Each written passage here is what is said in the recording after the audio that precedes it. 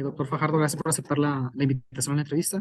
Mi nombre es Octavio Sauceda, mi compañero es Elio Robles y somos estudiantes de la licenciatura en Biociencias de octavo semestre. Y pues, para este bloque nos pidieron entrevistar a un experto en el tema de nuestro interés. Nosotros Ujú, escogimos inmunobiología, cáncer y ujú, relacionados. ujú, Y para ello creamos estas siguientes preguntas básicas generales para la que queremos o nos gustaría que usted ahonde. Entonces, la ujú. primera pregunta para esta entrevista es, ¿cómo decidió especializarse en biología molecular, inmunología y cáncer? ¿Y cuál fue su inspiración o motivación en su Ok, especialización? ok. Ujú. Híjole, qué buena pregunta. Yo creo que fue al final del día, en mi caso, a mí, yo nunca, no te voy a decir, no sé cómo, si les pasa a ustedes, nunca supe qué es lo que quería hacer. Nunca realmente Ujú. no sé. O sea, no, empecé mi carrera, empecé a, digamos, a probar. Mi carrera es QFB y es muy variada. Tienes muchas materias, desde alimentos, ambiental, farmacia, biología celular. Es muy variado, ¿no? Es muy, de hecho, pegado a la industria. Lo que a mí me hizo enamorarme de la biología molecular, y eso sí lo recuerdo muy bien, fue en la carrera hay un congreso, o se arma un congreso cada año por agosto, en donde traen Mm. expertos de cada área, ¿no? Hay gente que trae alguien de alimentos, alguna empresa de alimentos aquí en Monterrey, alguien trae alguien de cervecería, alguien trae alguien así de varios lados. Y a mí me encantó una plática de un profesor que se llama Hugo Barrera, que hablaba de biología molecular y empezaba a hablar sobre, en esa estamos hablando del 90, no es cierto, 2001, por esas fechas, 2000, 2001, y empezaba a hablar Mm. sobre la biología molecular que estaba despegando en México. Apenas empezaban varios investigadores a hacer sus trabajos, y yo me enamoré de esa plática. Me pareció maravillosa, hermosa, lo que es la célula, los genes y todo eso. Y a la postre, él, el doctor Barrera, fue mi asesor de maestría y de doctorado, sin saber en ese momento que él Mm. iba a ser mi asesor de maestría y Mm. doctorado. Yo voy a su plática, me enamoro y decido empezar a enfocarme en la biología celular. Después tomo una clase de inmunología que me pareció muy interesante. Y eventualmente, yendo ya en el posgrado, cuando decido hacer una maestría en biología molecular, porque sí me gustó mucho, empiezo a entrar a las pláticas, a los seminarios, es cuando empiezo a ver, okay, qué es lo que más te gusta. También en algún punto me gusta mucho la medicina, me gusta mucho la inmunología, y fue lo que fue como que fue aterrizando, que, ok, a mí me gusta eso. Entonces fueron Mm. pláticas con gente, expertos, profesores, lo que fue realmente llevándome a la parte de oncología, inmunología, no todo eso. Después, pues en el proyecto de doctorado empiezo a ver que el sistema inmune tiene mucho, estamos hablando de los 2010, el sistema inmune tiene Mm. un chorro de aplicaciones para contrarrestar tumores. Fue cuando dije, aquí me gusta esto, ¿no? Y así es como realmente me fue llevando, ¿no? Pláticas de profesores y todo eso. Gracias, doctor. A mí personalmente también me entrega o me captura el tema de inmunobiología. Y pues aún así, aún como usted, estoy como determinando mi camino en el área. Quién Sí, sabe bien cuál, pero por que ahí voy. el inmuno es muy bonita cuando te Es- la explican así, pero es sí. muy pesada, es muy pesada. Ah, Son muchos ok. componentes, son muchos Ujú. componentes, que sistema complemento, que anticuerpos, que linfocitos T, que, o sea, citocinas, o sea, muchos citocinas, eso es y hacer investigación en inmunología es muy costoso, es muy costoso. Entonces, Mm. Mm. realmente, es muy padre, pero es muy pesada y es muy costoso, pero es muy padre, ¿no? Gracias, doctor. Bueno, doctor, continuando con la siguiente pregunta, no Ujú. sé si usted podría explicarnos de manera breve cuál es su área de investigación actual. Ujú. Sí, mira, Elías, lo que estamos haciendo ahorita es, yo en Boston trabajamos con un gen y ese gen lo manejan como un gen regulador de la homeostasis del sistema vascular, que es todas las células que cubren los arterias y los vasos, ¿no? Entonces, desde ese punto de vista, la gente donde yo trabajé en el postdoctorado está trabajando con ese gen y su importancia es en ese nivel, ¿no? Que es antiinflamatorio, que disminuye la formación de ateromas y todo eso. Pero yo lo que quiero hacer Mm. es ver cuál es el papel de ese gen a nivel cáncer. Hay ciertos reportes que hablan de que posiblemente pueda funcionar en un contexto tumoral como un gen supresor de tumor. Es decir, esos genes que cuando se pierden aparece el tumor, o Mm. cuando lo incrementa su expresión pudiera utilizarse para retroceder el tamaño del tumor. Entonces lo que estamos haciendo nosotros ahorita con los chicos de LBC que me están ayudando capturamos el humo de cigarro en medio de cultivo, y ya que te lo tenemos en medio de cultivo, exponemos a células para transformarlas de un fenotipo, digamos, de un fenotipo no tumoral a un fenotipo tumoral. Y entonces una vez que Mm, tengamos bien el sistema de ya tantos cigarros en tanto volumen de medio, tanta concentración de extracto en el cultivo celular, cuando tengamos todo eso, vamos a poder, digamos, definir un proceso de transformación. No sé, tantas semanas, tanta concentración de extracto de cigarro para establecer nuestro proceso de transformación. Y ahora, si una vez que tengamos ese modelo, la idea es, ok, vamos a meter el factor gen, que está muy interesado yo, que es el gen KLF2 o KLF2, como lo mencionan en inglés, y ver si la presencia o ausencia de ese gen aumenta o disminuye el tiempo o acelera o disminuye la transformación de las células debido al extracto del cigarro.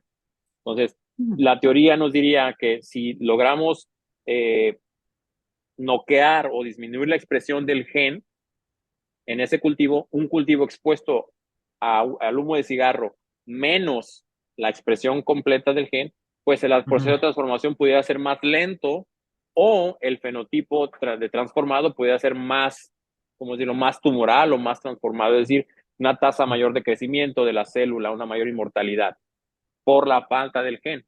De igual manera, restaurando la expresión del gen, ver si el tumor disminuye o la línea celular en este caso disminuye su tasa de proliferación o de crecimiento, ya por la expresión aumentada del gen. Es decir, vamos a ver cuál es el efecto que tiene tanto incrementar la expresión del gen como disminuir la expresión del gen. Y para eso, digamos, ocupamos un sistema de transformación, un mecanismo que me asegure, esta es una manera en la que vas a transformar las células. ¿Sí? Es como meter el factor ambiental, no que es muy común el mm. humo de cigarro. Gracias, doctor. Y en este tema del gen y del impacto del, por ejemplo, del humo del cigarro en, no sé, la generación de Uh -huh, células cancerígenas y otros uh -huh, aspectos nocivos, uh -huh. ¿cómo es que usted hace para mantenerse informado sobre su campo, sobre los avances en este gen o en general del humo del cigarro?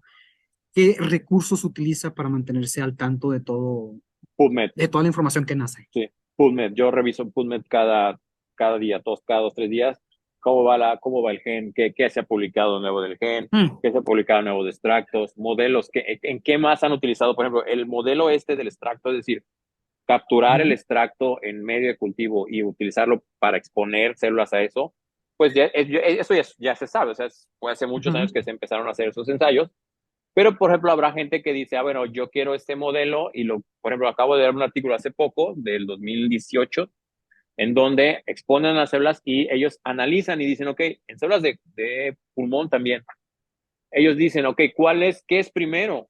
La alteración genética ocasionada, porque al final del día el humo del cigarro lo que se sabe es causa alteraciones genéticas, ¿no? Eventualmente te causa ujú. mutaciones que eventualmente no se van a corregir y te van a meter una mutación por ahí. Y entonces los autores dicen, bueno, ¿qué es primero? ¿La alteración genética ocasionada por el cáncer, por el humo del cigarro? ¿O lo que está de moda desde hace unos años que es la epigenética? ¿O son cambios Mm, epigenéticos que no tienen que ver con la alteración del gen, sino simplemente el acceso a la cromatina de factores de transcripción y todo eso, lo que te ocasiona el fenotipo de transformación, cuál de las dos es primero. Por ahí llegan a la conclusión de que hay cambios epigenéticos previo a la alteración de genes, de mm, secuencias en los genes. Entonces, es muy interesante, es un artículo muy, muy interesante. Lo estoy leyendo, lo encontré el fin de semana y lo estoy leyendo apenas. Pero entonces, al final del mm. día es estar leyendo constantemente, ok, ¿qué es lo que te interesa? Ya sea, en este caso tenemos dos variables aquí, ¿no? El gen. ¿Quién más ha hecho estudios con el gen buscándolo como un mecanismo de gen tupresor de tumor? O además el sistema del extracto del cigarro. O sea, ¿quién más ha utilizado el extracto y de qué manera? ¿Qué buscan con eso? Entonces ahí y estar leyendo el PubMed acá rato. Ujú. Gracias, doctor. Muchas gracias. Doctor, para la siguiente pregunta, quisiéramos abordar ya en las nuevas perspectivas, pues ahora sí que el avance en la diferentes investigación. En este caso, usted, ¿cuál es su opinión en las terapias génicas? ¿Cómo estas podrían cambiar el panorama de la medicina en los próximos, digamos, 10, 20 años? Híjole, es muy interesante ese tema. Justo hace poco, hace como un mes, 2 meses, estaba leyendo la noticia. No sé si ustedes conozcan hay un tipo muy, muy famoso en Boston que se llama Feng Zhang. Feng Zhang. Feng. El Feng Zhang estuvo peleando la patente con Jennifer Doudna, o Downey, no me acuerdo cómo se llama, la chica de California, que estuvieron peleando la patente por el sistema de CRISPR-Cas. Al final, pues eran Mm. los abogados de Harvard versus los abogados de California, ¿no? Fue una pelea así medio interesante. La ganaron los de Harvard, nada más que el premio Nobel se lo dieron a ella el año pasado, me parece, a ella y a otras 2 personas, ¿no? El premio Nobel se Ah, lo quedaron ellos, pero la patente, la explotación en humanos, porque la patente del sistema CRISPR, perdón, no sé si les platiqué, el sistema CRISPR, la patente del sistema CRISPR tiene muchas aplicaciones, en plantas, en bacterias, en humanos. La de humanos la ganaron en Boston. Y por ahí, creo que en Francia tiene repartieron las demás en todo el mundo, ¿no? Entonces, este tipo, Feng, estaba leyendo hace poco una nota en el Boston Globe que se lo toparon como hace como 6 meses en un restaurante en Boston con un inversionista, un tipo que, pues parece más de chisme, ¿no? Pero es un inversionista que se lo toparon en un restaurante, ¿no? Y pues empezaron a decir, ¿qué está haciendo Feng? Este tipo que le digo es famoso en Boston porque es de los que más artículos tiene sobre el sistema CRISPR-Cas, tiene todo una batería de CRISPR, domina el tema, pues.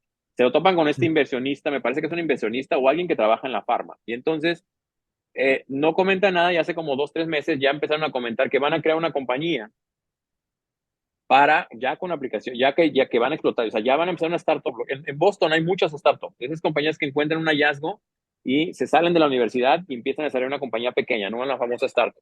Entonces, este Feng ya está por empezar, no recuerdo el nombre de su compañía, ahí después la busco, eh, porque además del sistema CRISPR, él tiene la patente en humanos, es decir, la aplicación en humanos la tiene comprada, la tiene él, es de él. ujú. Encontrar una proteína que sirve como un sistema de liberación. Y normalmente ya ven que ustedes están trabajando en eso, hay sistemas de liberación como nanopartículas, liposomos y todo eso. Bueno, este tipo encontró una proteína de una bacteria que utiliza una proteína para inyectar, no me acuerdo si son toxinas, a Mm. otros organismos, y entonces ellos toman esta proteína y la van a utilizar como sistema de liberación. Entonces, acaba de salir el artículo hace como un mes también, donde mencionan cómo funciona y mencionan, es un Nature, cómo modifican la proteína para meterle lo que ellos quieren y que efectivamente la proteína está funcionando como sistema de liberación. Es decir, es Mm. una nueva aproximación de sistemas de liberación. Y entonces la idea de ellos es, ya tienen su startup, ya van a empezar a conseguir recursos, de hecho ya les metieron recursos, este inversionista ya metió recursos, en donde ya van a empezar a modificar genomas con un sistema de liberación bien definido. Entonces, me parece que vienen años muy interesantes, muy, muy, Mm. muy interesantes, porque, a ver, si este tipo ya crea una startup y hay inversionistas que confían en él por el reconocimiento que tiene y ya tienen un poquito más pavimentado el camino, creo que es cuestión de tiempo como que empecemos a ver ya un poquito más de aplicaciones. Ahora aquí el problema son los costos. ¿Cuánto van a costar esos tratamientos? Ya hay sistemas de edición de genes, ya hay modelos en clinical trials con CRISPR, ya hay, pero siguen siendo muy costosos, ¿no? Por ejemplo, Mm. no sé si han oído hablar del sistema de los CAR T cells, donde toman las células del sistema inmune para, bueno, es costosísimo el tratamiento, Mm. costosísimo, Ujú. ¿no? Creo que son como 600,000 pesos el tratamiento, un poquito más, si no es que 1,5 millones. Entonces, son muy costosos, pero ya hay. Es decir, ya podemos tomar linfocitos, modificarlos y después meterlos al paciente. Ya hay estudios de terapia génica donde ya se ha modificado, sí. Y yo con lo que viene FEN con esta compañía, también se van a poder hacer ediciones de genes. Este, pero todavía no es así, todavía no es ir a la farmacia y decir, me puedes editar Ujú. este gen porque tengo un problema. Todavía no, no es como dicen, no es affordable, ¿no? Es affordable, ¿no? Todavía no es asequible económicamente hablando. Pero me parece que se vienen cosas muy interesantes, muy, muy, muy padres, ¿no? Y siempre Gracias, doctor. tomando en cuenta ok, ¿cuáles van a ser los efectos a largo plazo? Porque al final del día nadie ha sabido exactamente si eso va a tener algún efecto a la vuelta de 15, 20 años, ¿no? Gracias, doctor. Sí, sin duda el crecimiento exponencial de esta tecnología también tiene que verse expresado que la sociedad la puede usar, ¿no? En sus farmacias, como te Claro, dije. claro, claro, claro. Como todo, Sí. ¿no? ¿Cuánto costaba una Ujú. computadora cuando yo estaba en la secundaria? Era no asequible para todo el mundo. Hoy en día computadoras hay a meses sin intereses, ¿no? Y de todos los tipos de precios. Así es la tecnología, ¿no? Y lo mismo va a Sí, pasar, claro. creo yo, con las computadoras cuánticas. Ahorita solamente hay unas cuantas en ciertos lugares, Mm. pero eventualmente a la vuelta de unos 30 años, tal vez 40, ya todo el mundo va a tener una laptop cuántica. Probablemente, es la idea, ¿no? Increíble. Doctor, de parte de Elías, César, Zuno y yo, le queremos agradecer por su tiempo, por No, esta no, entrevista no. tan valiosa. Y, y sin más, aquí mi compañero. Y sin más, muchísimas gracias por su tiempo. No, Que no, tengan no, buen no, día. chavos. Un gusto. Cuídense Gracias, mucho. doctor. Un abrazo, Sí, bye. gracias. Gracias, doctor. Hasta luego.